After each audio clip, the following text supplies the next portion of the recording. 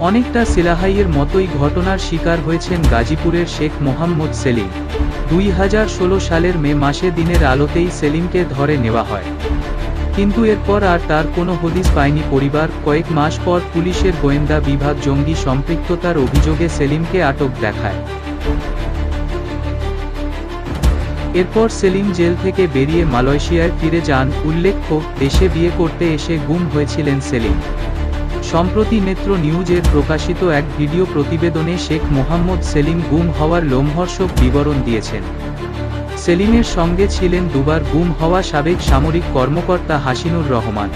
দুজনই অভিযোগ করেছেন, সামরিক গোয়েন্দা সংস্থার এক গোপন আস্তানায় তাদের আটকে রাখা হয়েছিল।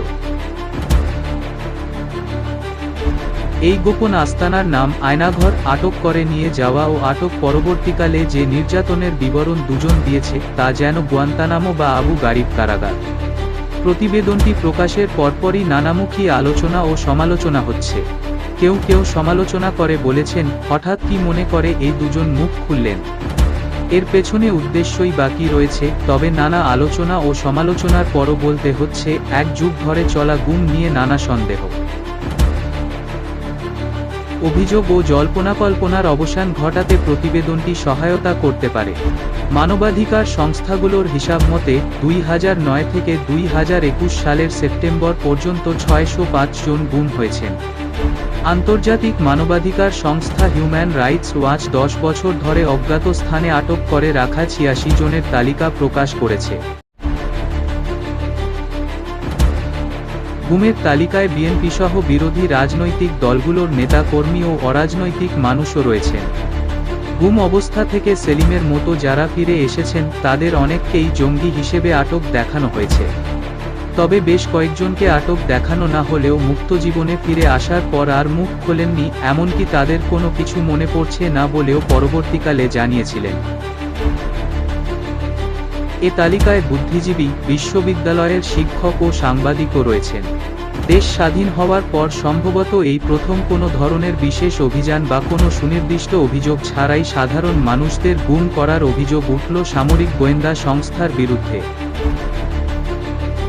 এ অভিযোগ উড়িয়ে না দিয়ে বরং গুরুত্ব দিয়ে এ অভিযোগ বিবেচনা করতে হবে। কেন ও কী কারণে সামরিক গোয়েন্দা সংস্থার লোকজন এ ধরনের কর্মকাণ্ডে জড়িয়ে পড়ছে, তা তদন্ত করা প্রয়োজন।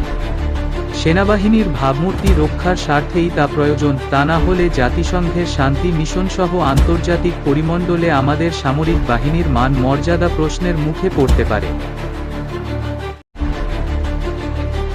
কিন্তু এই প্রথম কেউ গুমের অভিজ্ঞতা নিয়ে কথা বললেন এবং নির্যাতনের বর্ণনা দিলেন। গুমজীবনের বর্ণনা দিতে গিয়ে মোহাম্মদ সেলিম জানিয়েছেন, গোপন বন্দিশালার দেয়ালে অনেক মানুষের বিভিন্ন তথ্য সংবলিত বার্তা তিনি দেখতে পেয়েছেন। অনেকেই ফোন নম্বর লিখে রেখেছিলেন। সেলিমের পূর্ববর্তী বন্দিরা আকুতি জানিয়েছেন তাদের আটকাবস্থার তথ্য বাড়িতে জানাতে। এদিকে সেলিম আয়নাঘর থেকে বেরিয়ে বিদেশে চলে গিয়েছিলেন। সেখান থেকেই তিনি হাসিনুর রহমানকে সঙ্গে নিয়ে রীতিমতো বোমা ফাটিয়েছেন। এই দুজনই আয়নাঘরের নাম জনসমক্ষে নিয়ে এসেছেন। সাধারণ মানুষের পাশাপাশি রাজনৈতিক দলগুলোও ডরকে অতিক্রম করে আয়নাঘর নিয়ে কথা বলতে শুরু করেছে। বিএনপি জাতিসংঘের তত্ত্বাবধানে তদন্তের দাবি জানিয়েছে। বিভিন্ন রাজনৈতিক দল বিবৃতি দিয়েছে, কর্মসূচি পালনের ঘোষণা দিয়েছে। এতদিন গুম নিয়ে কমবেশি সবাই নিশ্চুপ থাকলেও অনেকেই এখন কথা বলতে শুরু করেছেন।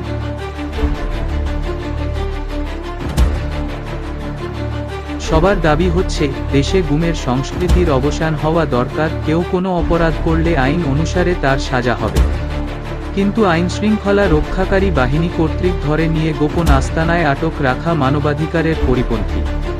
আমাদের এখানে গুমের আরও তথ্য হয়তো ভবিষ্যতে বেরিয়ে আসবে। সেলিম ও হাসিন কেবল কিছুটা ধারণা দিয়েছেন, তাদের বক্তব্য যাচাই বাছাই করার বিষয় আছে। তবে সেলিম ও হাসিনের বক্তব্যের বেশ কিছু তাৎপর্যপূর্ণ দিক আছে। জাতীয় নিরাপত্তার কথা বিবেচনা করে সামরিক বাহিনী নিয়ে যে কোনো ধরনের অভিযোগ বা এ ধরনের কথাবার্তা বলা অত্যন্ত স্পর্শকাতর বিষয়। এখনও দেশের মানুষ সামরিক বাহিনীকে জাতীয় ঐক্যের প্রতীক বলে মনে করে।